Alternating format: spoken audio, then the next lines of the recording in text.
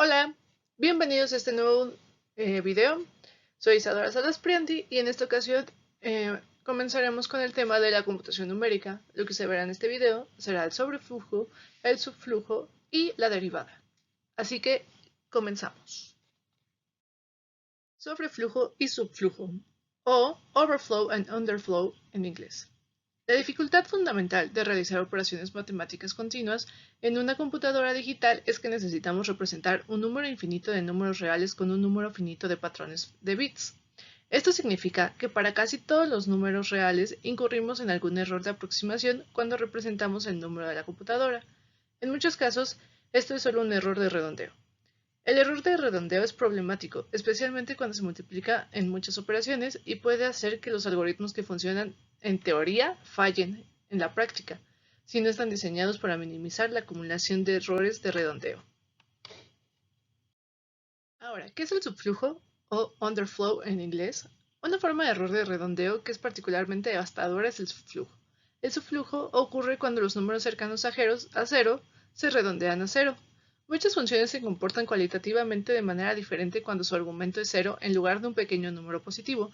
Por ejemplo, generalmente queremos evitar la división por cero. Algunos entornos de software generarán excepciones cuando esto ocurre. Otros devolverán un resultado con un valor de marcador de posición que no sea un número. O tomar el logaritmo de cero. Esto generalmente se trata como menos infinito, que luego se convierte en un no número si se usa para muchas otras operaciones aritméticas. Eso es el subflujo. Sobreflujo o desbordamiento o overflow en inglés. Otra forma muy dañina de error numérico es el sobreflujo. El sobreflujo ocurre cuando los números de gran magnitud se aproximan a infinito o menos infinito. La aritmética adicional generalmente cambiará estos valores infinitos en valores que no son números. Ahora veamos la función softmax o softmax function en inglés. Un ejemplo de una función que debe estabilizarse contra el subflujo y el sobreflujo es la función softmax. La función softmax se utiliza a menudo para predecir las probabilidades asociadas con una distribución multinomial. La función softmax se define de la siguiente forma. La función softmax de xy sería igual a la exponencial a la xy, o sea, a la xy, entre la sumatoria desde j hasta n de la exponencial de j. O sea, a la j. Esta es la función softmax. Sobreflujo y subflujo en la función softmax. Considera lo que sucede cuando todos los xy son iguales a una constante c. Analíticamente podemos ver que todas las salidas deben ser iguales a 1 sobre n. Numéricamente esto puede no ocurrir cuando es de gran magnitud. Si es muy negativo, el exponente a la c tendrá subflujo. Esto significa que el denominador del softmax será 0 y así el resultado estará indefinido. Ambas dificultades pueden resolverse evaluando, en cambio, en softmax de z, cambiando a z por x menos el máximo de xy. Simple álgebra muestra que el valor de la función softmax no se cambia analíticamente sumando o restando un escalar del vector de entrada. Restar el máximo del resultado en el argumento más grande es 0, lo que descarta la posibilidad de sobreflujo. Asimismo, al menos un término del denominador tendrá el valor de 1, lo que descarta la posibilidad de un subflujo en el denominador por una división entre 0. Aún queda un pequeño problema. Un subflujo en el numerador todavía puede causar que toda la expresión evaluada nos dé 0. Esto significa que si implementamos logaritmo de softmax en x ejecutando primero la subrutina softmax y luego pasando este resultado a la función del logaritmo, podremos obtener erróneamente menos infinito. En su lugar debemos implementar una función separada que calcula el registro softmax de una manera numérica estable. La función logaritmo de softmax puede ser estabilizada usando el mismo truco que usamos para estabilizar la función softmax, o sea, cambiando a softmax de z en lugar de x. Mal acondicionamiento o poor conditioning. Acondicionamiento se refiere a la rapidez con la que cambia una función con respecto a pequeños cambios en sus entradas. Las funciones que cambian rápidamente cuando sus entradas se alteran levemente pueden ser problemáticas para el cálculo científico porque los errores de redondeo en las entradas pueden resultar en grandes cambios de la salida. Ahora, consideremos la función f de x igual a la inversa de a por x, cuando a es una matriz en R de n por n y x es un vector, que tiene descomposición en valores propios, que ya hemos visto cómo se hace eso. Así, su número de acondicionamiento es el siguiente, es la máxima de i, j del lambda i, que sería un valor propio de i. Sé que los valores propios se encuentran en las diagonales de la matriz que descomponemos, entre lambda j, todo esto en valor absoluto, el máximo, donde aquí lambda se refiere al valor propio de a.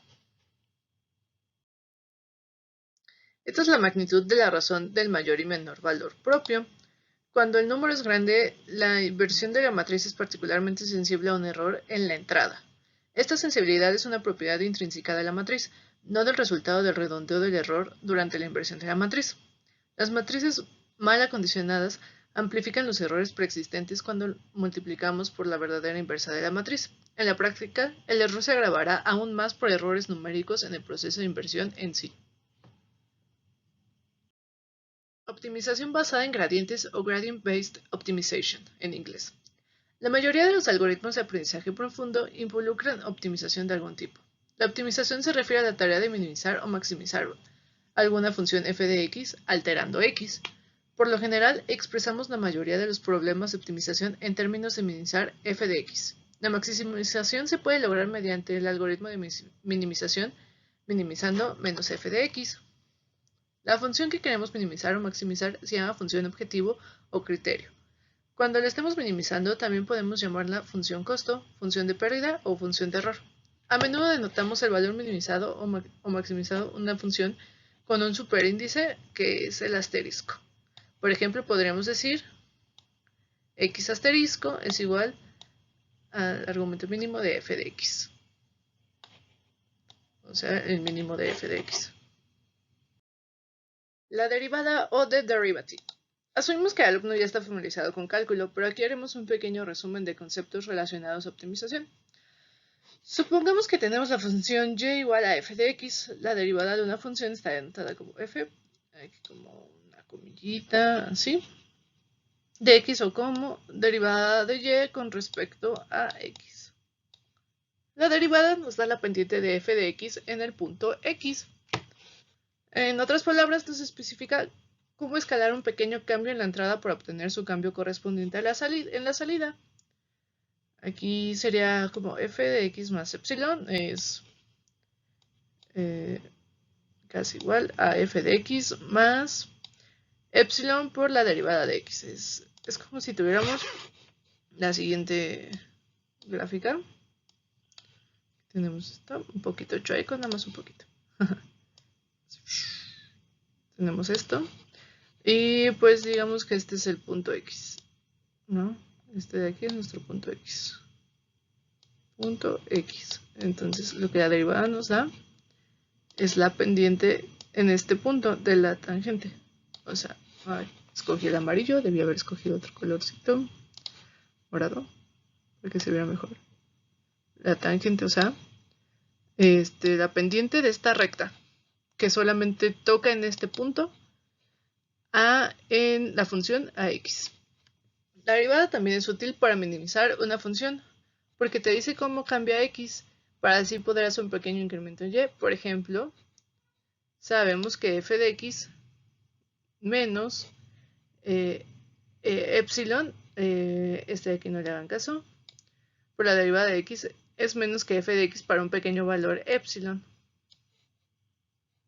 Ahora, así podemos reducir f de x moviendo x un pequeño paso con los signos opuestos a la derivada. Bueno, este signo nos decía como que el signo de f de x sería menos ese signo. Pues, bueno, el signo puede ser más o menos. Descenso de gradiente. La técnica anterior se llama descenso de gradiente y este es un ejemplo. Aquí podemos ver cómo el valor mínimo está aquí en 0. Ahora, si nosotros estuviéramos en este punto, aquí x es menor que 0, porque, bueno, este digamos que es el eje de las x. Y este es el eje de las y.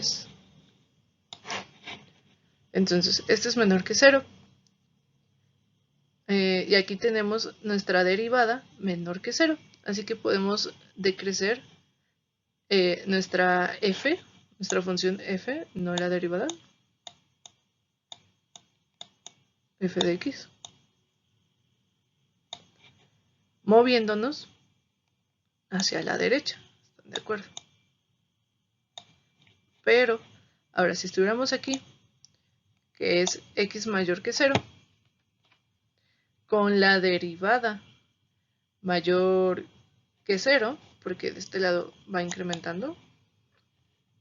Este de acá, de hecho, es que nos dice este lado va incrementando, por eso la derivada es mayor. Nos tendríamos que mover hacia la izquierda para que nuestra f de x de nuevo, decreciera, acercándose hacia el mínimo.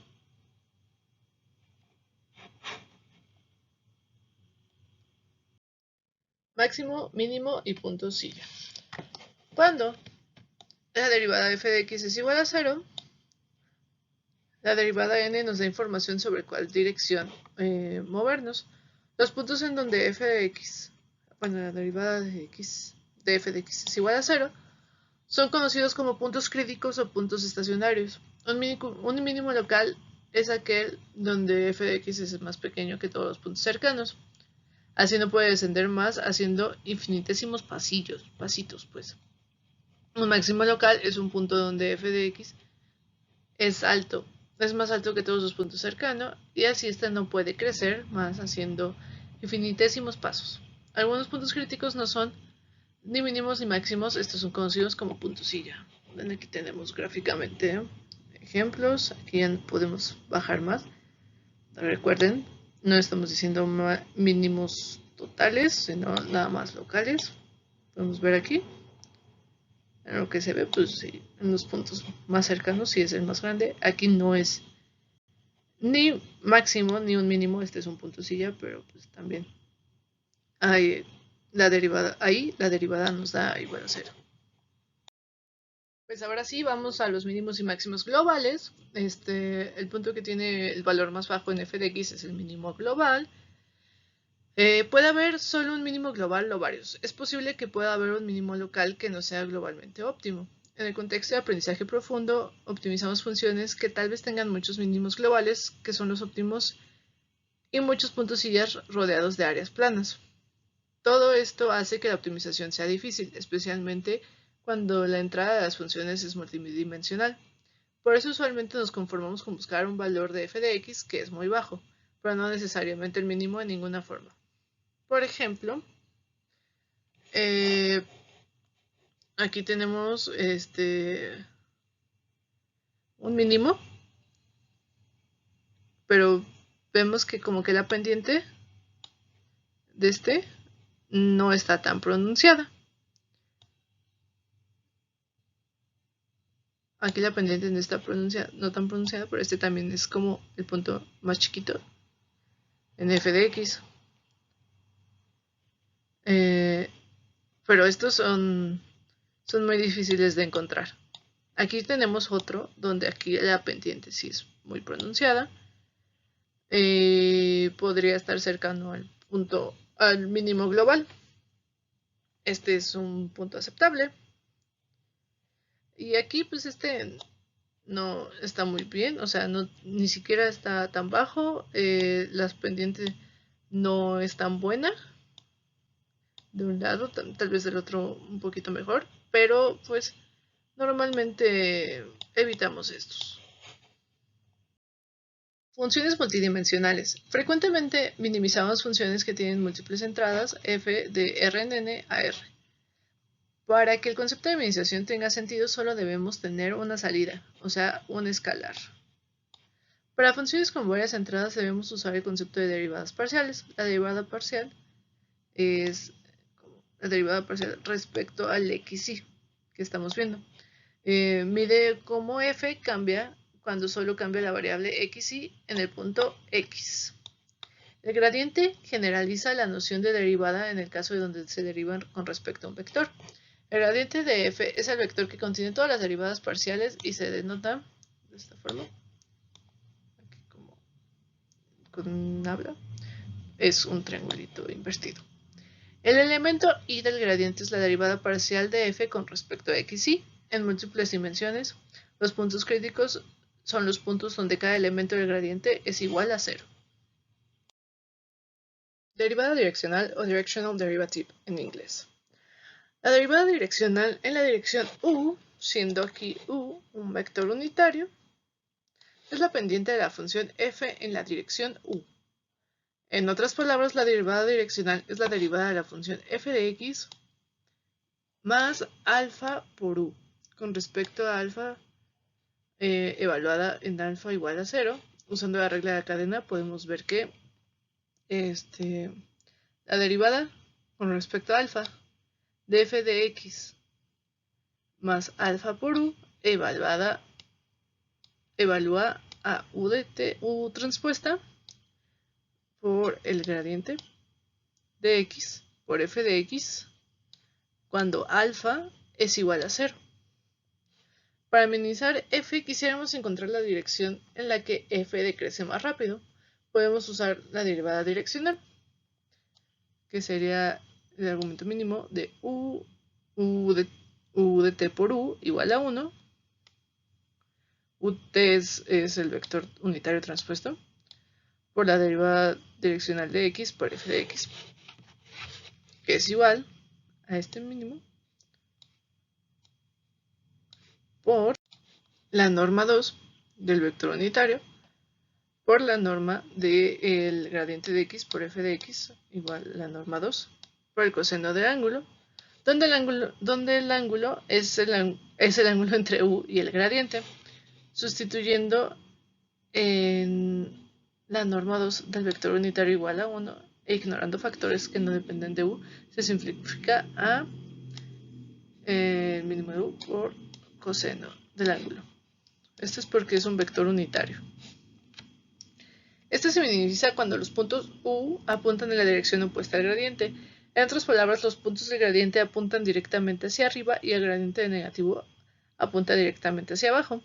Podemos disminuir f moviéndonos en la dirección del gradiente negativo. Esto se conoce como el método de descenso más pronunciado o descenso del gradiente. Descenso más pronunciado o descenso del gradiente. Method of steepest descent or gradient descent en inglés. El descenso más pronunciado propone un nuevo punto, que sería x barrita igual a x menos epsilon por el gradiente de x por f de x, donde epsilon es la tasa de aprendizaje, un escalar positivo que determina el tamaño del paso. Podemos elegir epsilon de varias formas diferentes. Un enfoque popular es establecer epsilon en una pequeña constante. A veces podemos resolver el tamaño del paso que hace que la derivada direccional desaparezca. En otro enfoque es evaluar f en x menos epsilon por el gradiente de x por f de x para varios valores de epsilon y elegir el que resulte en el valor de función objetivo más pequeño. Esta última estrategia se llama búsqueda de línea.